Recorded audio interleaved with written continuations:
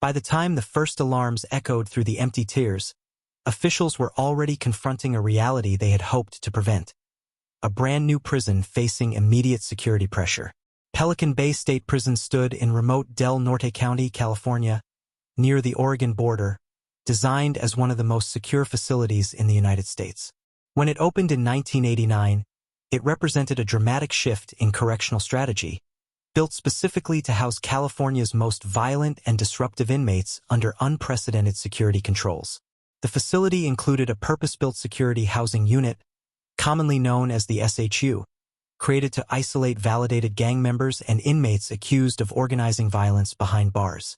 State officials described it as a necessary response to escalating prison gang activity that had destabilized older institutions throughout California during the 1980s. Pelican Bay's location was intentional, isolated by dense forest and rugged coastline, far from urban centers, making escape attempts logistically difficult and operational oversight more controlled.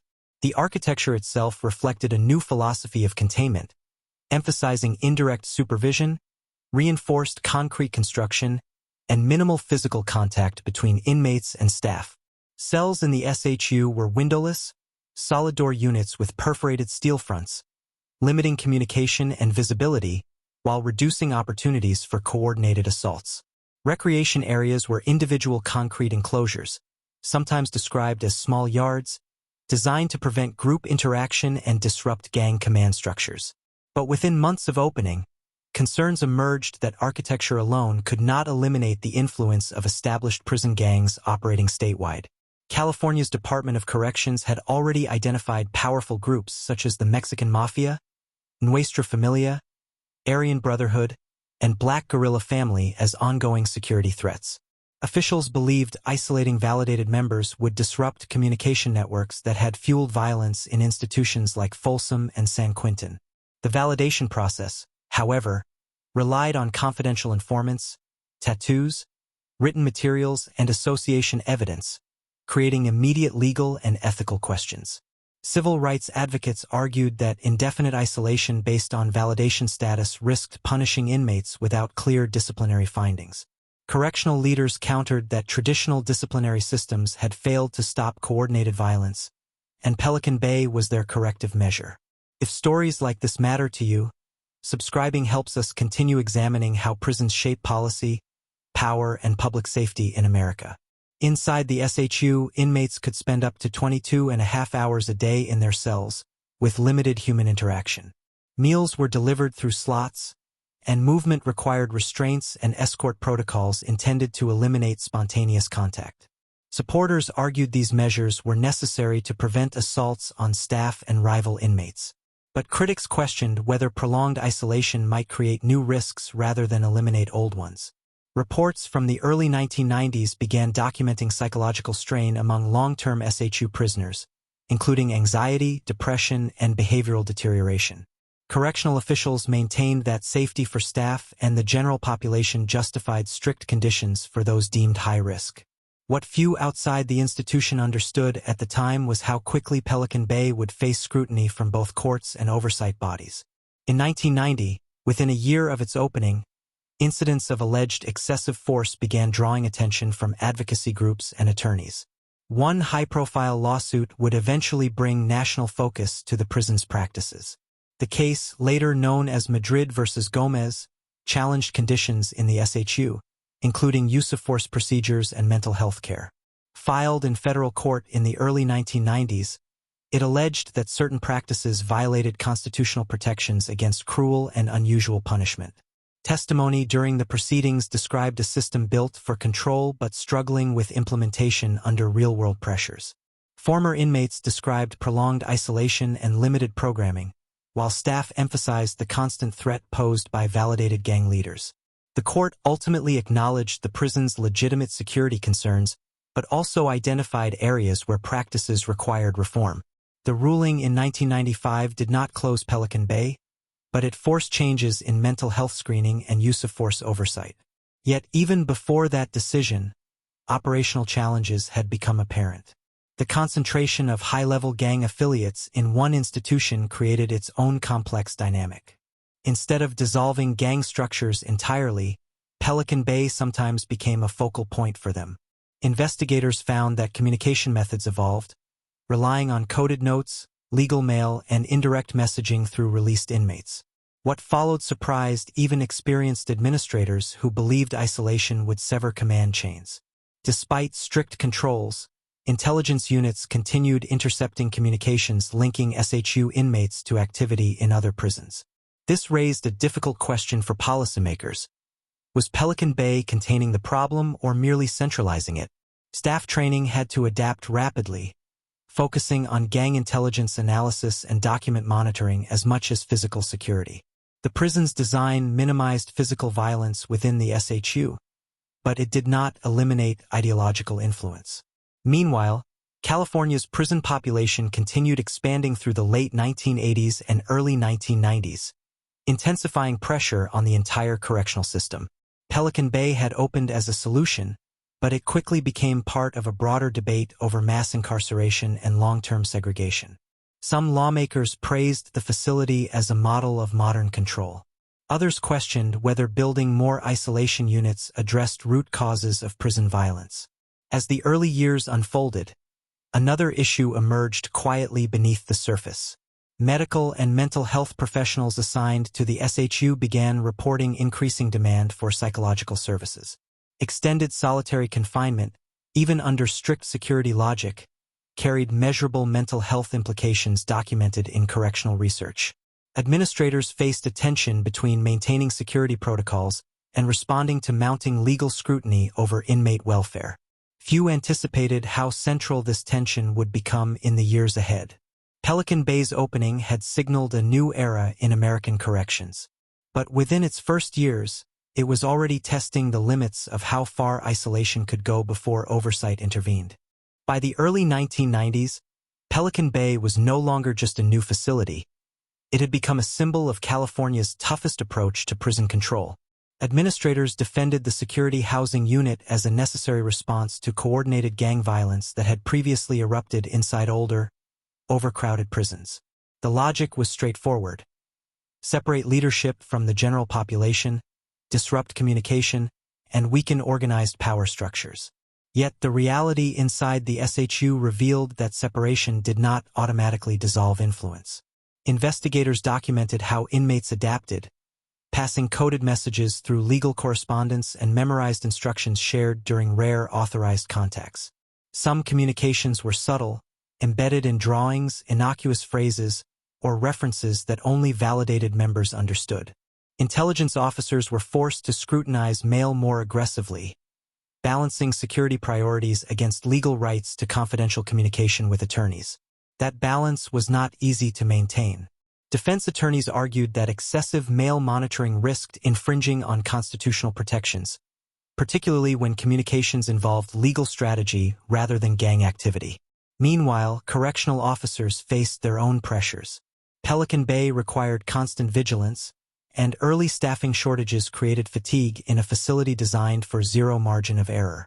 Training programs expanded to emphasize gang intelligence, crisis response, and structured movement protocols within the SHU. Despite these efforts, isolated incidents continued drawing attention. Allegations surfaced regarding use of force practices during cell extractions, particularly when inmates refused orders or resisted restraints. Administrators maintained that force was applied according to policy and only when necessary to restore order. But documentation from internal reviews sometimes revealed inconsistencies between reports and witness accounts. These discrepancies fueled further legal scrutiny. The Madrid versus Gomez case, already underway, began exposing internal procedures to detailed examination in federal court. Expert witnesses testified about the psychological effects of prolonged isolation, referencing established research on sensory deprivation and social separation. Correctional officials countered that the SHU targeted a specific population considered responsible for orchestrating violence across the state system. The court was confronted with competing priorities: institutional security versus individual constitutional protections. In 1995, Judge Thelton Henderson issued a complex ruling acknowledging both realities. The decision concluded that while the SHU itself was not unconstitutional in principle, certain practices required reform. Specifically, the court found that housing seriously mentally ill inmates in extreme isolation posed significant constitutional concerns. As a result, the ruling mandated improved mental health screening and restricted SHU placement for vulnerable individuals. It also required clearer oversight of use-of-force incidents, increasing documentation and accountability measures. The decision did not dismantle Pelican Bay's structure, but it reshaped how it operated. For administrators, compliance meant implementing new evaluation procedures and revising internal policies under federal supervision. For inmates, it signaled that the legal system could intervene, even in the most restrictive environments. But the broader debate did not disappear. Advocacy organizations continued arguing that indefinite SHU terms, often based on gang validation rather than fixed sentences, created uncertainty without clear exit pathways. At the time, validated inmates could remain in the SHU for years unless they debriefed, meaning they provided information about gang operations. Debriefing was presented as a route back to the general population. However, critics argued that requiring inmates to inform on others raised safety concerns and ethical questions. Some inmates declined to debrief, resulting in extended isolation that lasted far beyond typical disciplinary segregation terms. This practice became another focal point in the national conversation about solitary confinement. Meanwhile, inside the facility, daily operations continued under tight restrictions. Officers conducted routine cell searches for contraband, handwritten materials, and coded gang documents. Recreation periods remained solitary, with individuals placed in separate concrete yards to prevent physical interaction. Supporters of the model pointed to relatively low rates of inmate-on-inmate violence within the SHU itself. They argued that containment worked precisely because it eliminated opportunities for organized assaults. Yet critics responded that absence of visible violence did not necessarily equate to absence of harm. Academic researchers began studying long-term segregation, examining how extended isolation affected cognition, impulse control, and emotional stability. Pelican Bay frequently appeared in these discussions as a case study. Outside the prison walls, California's broader incarceration policies were also evolving. The state's prison population had surged due to sentencing laws enacted during the 1980s and 1990s, including mandatory minimums and enhancements. Facilities across the system faced overcrowding, placing additional pressure on classification decisions and transfer policies.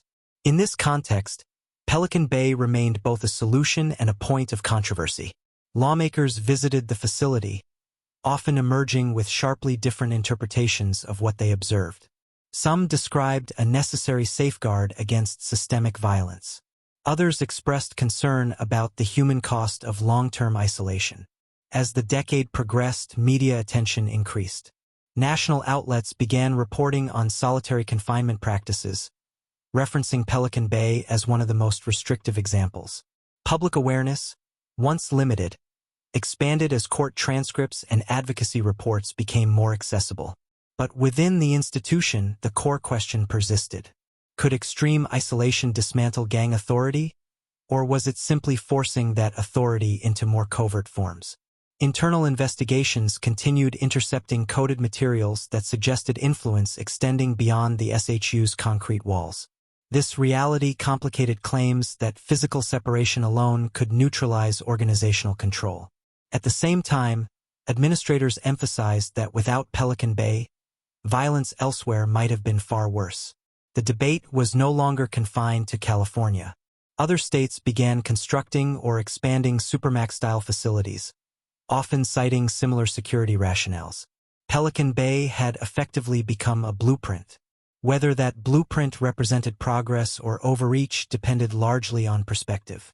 As the 1990s advanced, another development began quietly reshaping the conversation. Former SHU inmates, upon release or transfer, started describing their experiences publicly. Their accounts did not always align with official narratives. These voices added a new dimension to an already complex picture, raising questions that would continue reverberating well beyond the prison's early years. As former SHU inmates began speaking publicly, Their accounts shifted the debate from internal policy discussions to a broader national conversation about isolation. Some described years spent in windowless cells with limited human contact, arguing that the psychological toll extended beyond their time at Pelican Bay. Their statements appeared in court filings, media interviews, and advocacy reports, often challenging official descriptions of conditions. Correctional officials responded by emphasizing that SHU placement targeted individuals identified as orchestrating serious violence within the prison system. They maintained that the alternative could have been increased assaults, homicides, and destabilization across multiple institutions. Still, scrutiny intensified as civil rights groups gathered data on long-term segregation statewide. By the early 2000s, hundreds of inmates remained housed in Pelican Bay's SHU under indefinite terms tied to gang validation status. Critics questioned whether validation standards had evolved sufficiently since the prison's opening. The evidence used for validation, including possession of certain artwork or association with known members, continued generating legal disputes. State officials defended the process as intelligence-based and necessary for institutional safety. But litigation persisted, focusing not only on validation criteria but also on the length of confinement without a fixed release date. In 2011, more than 2 decades after Pelican Bay opened, tensions surfaced in a new way. Inmates in the SHU initiated a hunger strike, protesting long-term isolation and the validation system. The strike spread to other California prisons, drawing national media coverage and prompting negotiations with state officials. Participants demanded clearer pathways out of the SHU and reforms to the gang validation process. The strike was not the first organized protest within California prisons, but its scale captured public attention. State leaders acknowledged concerns while reaffirming that prison security remained their primary obligation. Subsequent hunger strikes in 2013 expanded participation, further amplifying scrutiny of solitary confinement practices. These events marked a turning point in how Pelican Bay was perceived nationally. Lawmakers, corrections experts, and advocacy groups revisited questions first raised during the prison's early years. In response, California began reviewing its use of long-term segregation. Policy reforms followed, including the creation of a step-down program intended to transition inmates out of the SHU through phased behavioral benchmarks. The program aimed to reduce indefinite isolation while maintaining structured oversight. By 2015, California agreed to a landmark settlement in Ashker versus Governor of California, addressing prolonged solitary confinement. The settlement significantly limited the use of indefinite SHU terms based solely on gang validation. Many inmates who had spent years in isolation were transferred to general population units or alternative housing. For Pelican Bay, the changes altered daily operations. The SHU population declined, and classification procedures were revised to focus more narrowly on demonstrable misconduct. Supporters of reform argued that the changes aligned policy with evolving constitutional standards and correctional research. Others cautioned that reducing isolation might reintroduce security risks. Administrators were tasked with balancing these competing pressures under ongoing public scrutiny. The prison that had opened in 1989 as a symbol of maximum control was adapting to a new framework. Pelican Bay remained secure and remote, but its operational philosophy was no longer identical to its founding vision. Its early years had shaped national discussions about supermax facilities and the limits of isolation. The debates it sparked influenced policy far beyond California's borders. Correctional systems across the country reassessed their own segregation practices in light of litigation and research findings. Yet even as reforms took hold, questions lingered. Did the original strategy achieve its intended goal of dismantling entrenched gang structures? Or had it demonstrated the limits of architecture as a solution to complex social dynamics within prisons? The answers were not simple. Data showed fluctuations in violence rates over time, influenced by multiple factors including staffing, overcrowding, and policy shifts. What remained clear was that Pelican Bay's opening marked a defining moment in American corrections. It represented a commitment to extreme isolation as a tool of control. Its evolution reflected the legal and ethical boundaries that ultimately constrained that tool. Today, Pelican Bay continues operating, though under significantly revised segregation standards. Its history is inseparable from broader debates about safety, constitutional rights, and the human consequences of confinement. The alarms that once signaled immediate security concerns in a brand new facility became part of a much longer story. A story not only about one prison in Northern California, but about how far a system can go in pursuit of order. If this story kept you watching, the next one will stay with you even longer. Subscribe for more real prison documentaries.